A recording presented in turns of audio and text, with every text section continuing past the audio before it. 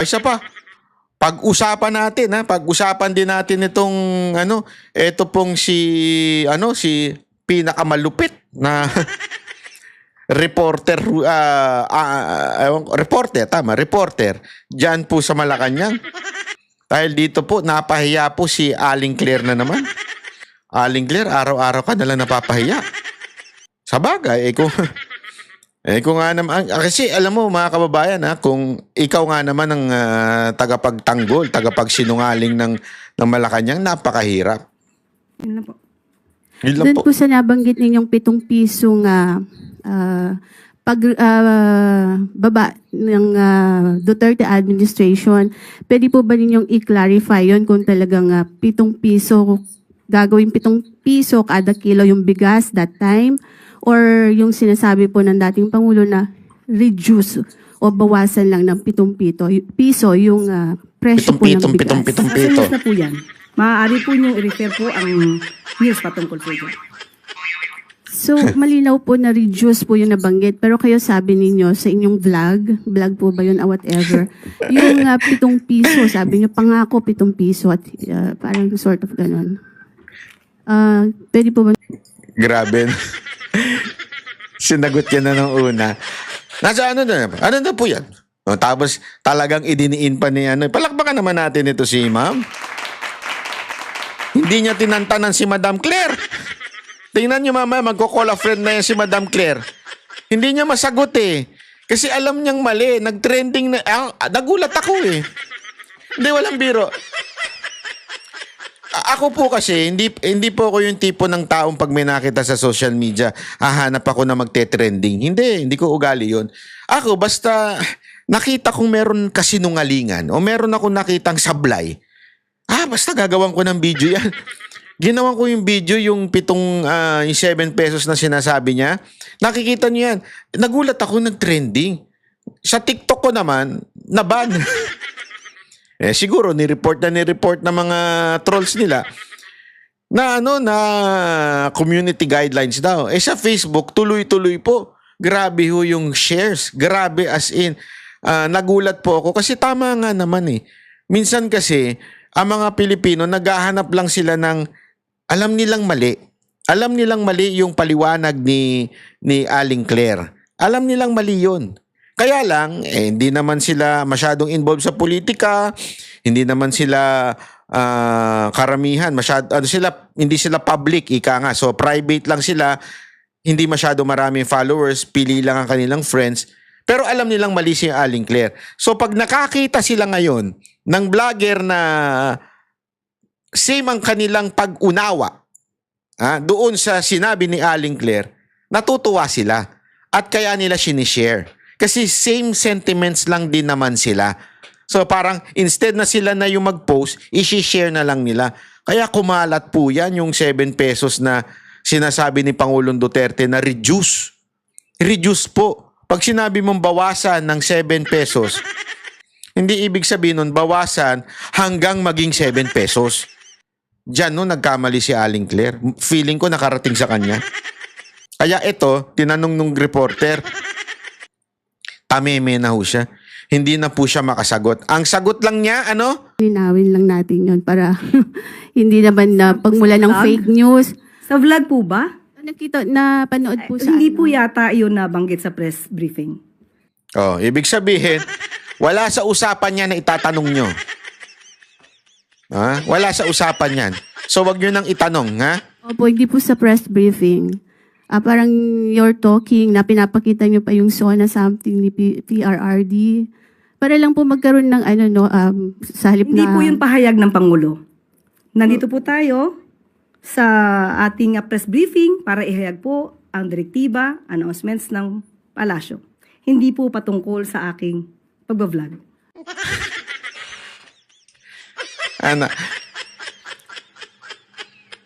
Yung palusot niya, hindi ko naman yan sinabi during my vlog, during my press briefing. Sinabi ko yan during my vlog. So, ito pa yung palusot niya, ha? Hindi po nabanggit ko Salamat lang po yung vlog, Yusek, para lang po hindi Miss malito. Eden, pasensya na po. Hindi po ako makakasagot ng anumang sinabi ko outside from this press briefing. Kung ano man ang aking naging opinyong personal, pag-usapan natin sa labas at hindi dito po. Kasi po parang makaka-apekto rin po dun sa mga ng Pangulo na medyo iba yung Opo, nababanggit. Ms. Eden, kung ano po ang inyong pakay patungkol po dito. Inuulit ko po, ang aking pag-vlog ay wala pong kinalaman ang palasyo, ang Pangulo at ang gobyerno. Ang aking pong pagbablog, walang kinalaman ang Pangulo, ang palasyo. Bakit? Nung panahon ni Mocha ay nagbablog lang siya, asik siya, maraming pumananon. Hello, media, kayo ang number 1 pumunanon. Pinupunan nyo si Mocha noon dahil habang siya ay Assistant Secretary ng PCOO ay nagva-vlog siya. At pinunan nyo, sinasabi nyo, hindi pwede yan. Kasi asik ka na ngayon. Dapat wala ka ng personal vlog. Dapat iisa ka na ngayon. Yeah? At bilang Assistant Secretary, everything that you will say is an official statement of PCOO. Pinaglabanan yan, hoy, alam ko yan, nandyan ako noon. Nandyan ako sa loob, yan. Pinag-aawayan niya noon. Dapat mo ka, hindi ka na nagbablog ng personal. Kasi isa ka ng Assistant Secretary. Lahat ng sasabihin mo will reflect the office of the PCOO at that time. Bakit ngayon?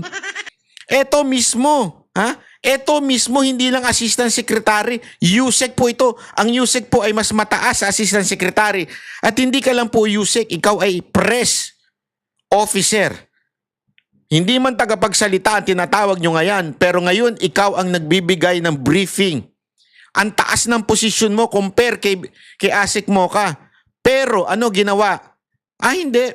Iba yung private ko. Opinion ko yun, sa akin yun. Akala ko ba dapat ang opinion ay merong sapat na ebidensya? Ang opinion ay nakabase sa facts? Yan ang sinabi mo sa akin, madam eh. Ang opinion ay nakabase sa facts, but this time, your opinion is not based on facts, but based on your wrong interpretation.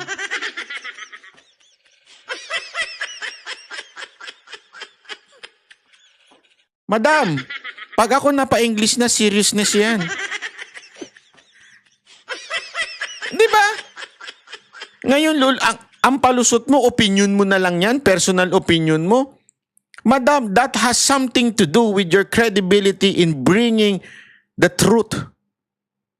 Dito, pinupunto ni Ma'am Eden, yung reporter, ang pinupunto niya dito, if you have no credibility on your vlog, if you are quote-unquote stupid in your vlog, you have no right to be the press officer of this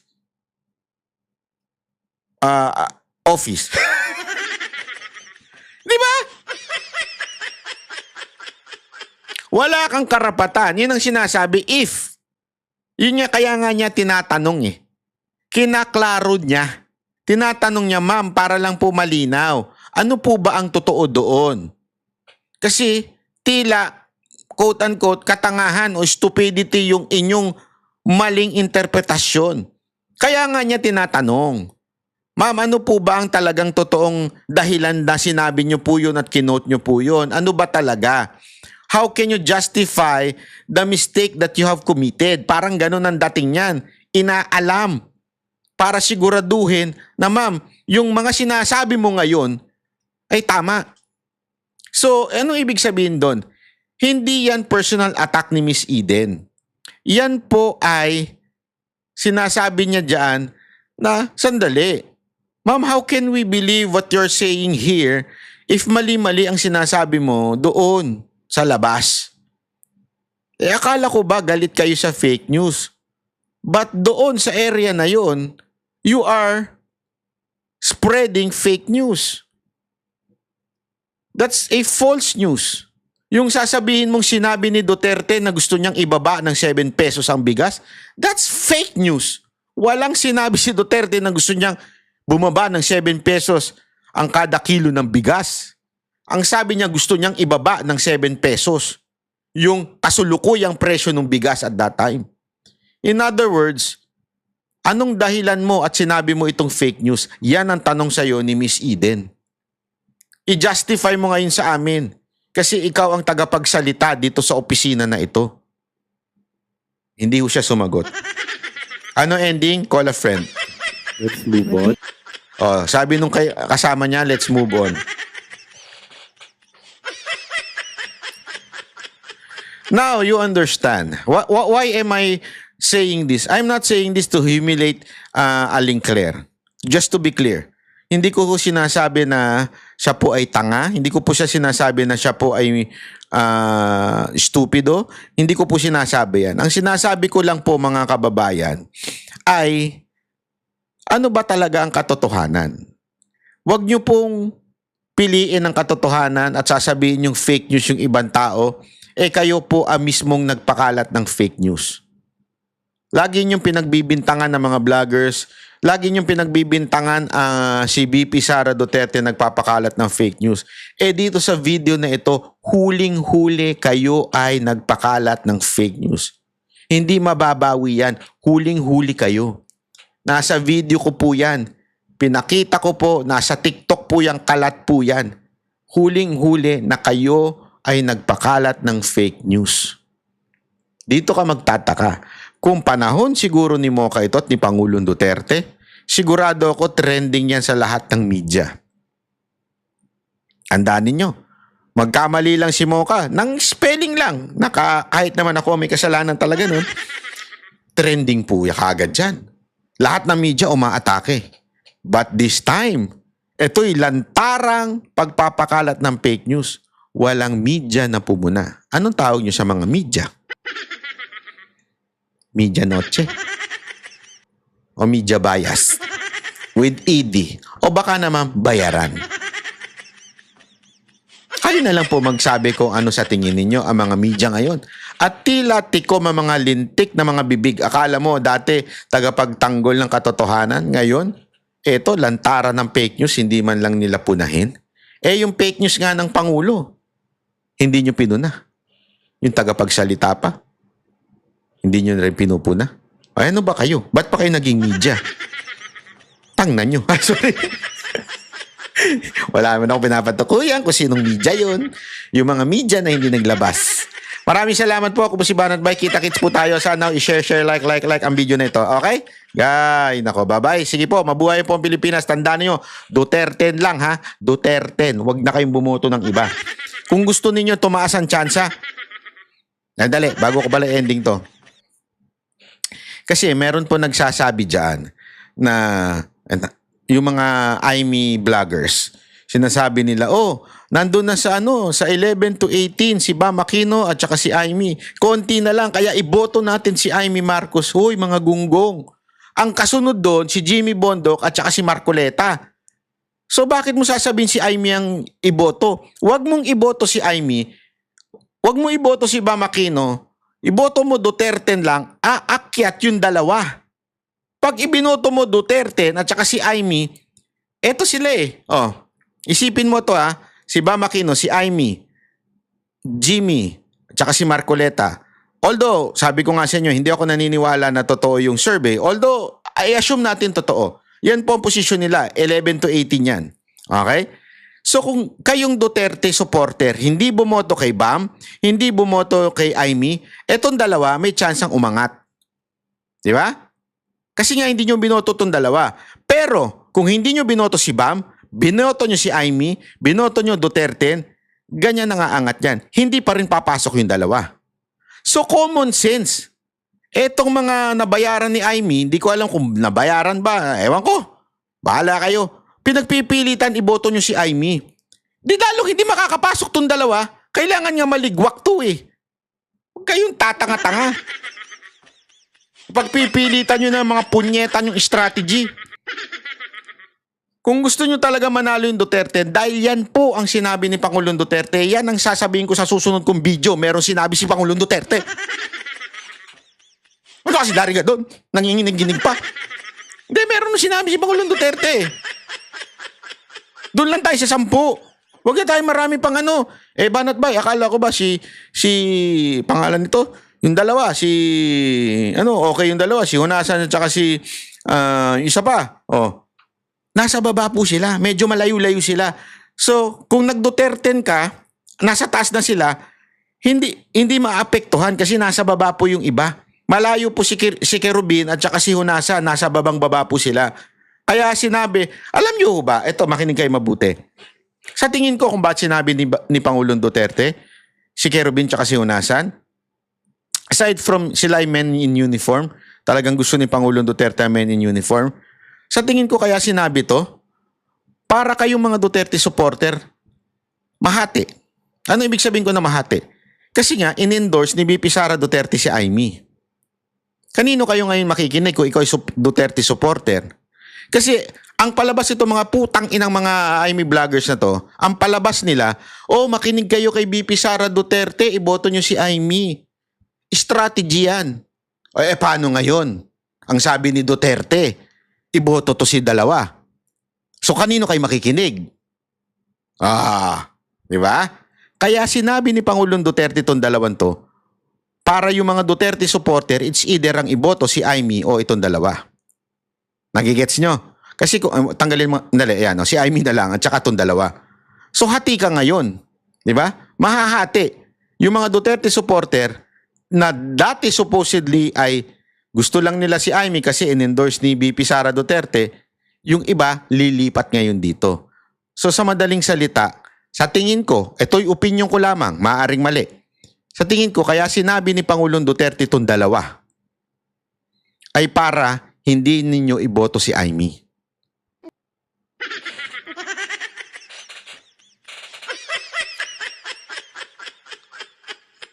Hindi ko pinaglalaban si Pangulong Duterte at si VP Sara dito ha. Linawin ko, hindi ko sila pinaglalaban. Okay? But don't forget, 2022. The same thing that happened. VP Sara endorsed Marcos. PRRD hindi nagsalita pero ayaw niya kay Marcos. Di ba? Sinabi niya pa nga na itong presidente na ito ay gumagamit, bla bla bla. Kanino kayo nakinig noon? Kay VP Sara Duterte. Ano kayo ngayon? Nagsisisi at sinasabi niyo na budol. 2025, 3 taon lang ang nakakaraan. Ito na naman po. Meron na naman 2 choices ngayon. You would listen to to VP Sara Duterte endorsement or PRRD endorsement. It's up to you. If you are bright, use your brain. Again, I am not against VP Sara Duterte, yung mga Amy vloggers yan uli ang palalabasin nila against ako kay hindi. What we are talking about here is not about VP Sara Duterte. I support VP Sara Duterte all the way. What we are talking about here is her endorsement or PRRD endorsement. Kailangan mong mamili. Kung ikaw ay Duterte supporter, mamimili ka talaga. It's either VP Sara endorsement or PRRD endorsement. Kanino ka? Ako, kay PRRD ako. Salamat po. Thank you very much. Kami ang boses ng masa, hindi natatakot. Katotohanan lang, di kami nalulunod. Walang bahid ng sismis, lahat ay totoo. Kahit sino ka pa, pag mali ka babanatan ka. Walang pinipili kulay, wala kaming kinikilingan. Basta para sa bayan, kami lalaban. Pag tama palakpakan, pag mali banatan. Di matitinag, di matatakot, para sa bayan tuloy ang sigaw. Sa harap ng kamera, walang halong takot. Mga baluktot, lahat kayo'y tutumba. Ang hustisya at totoo, Kahit sinong harang, di kami matitinag. Walang Pilipino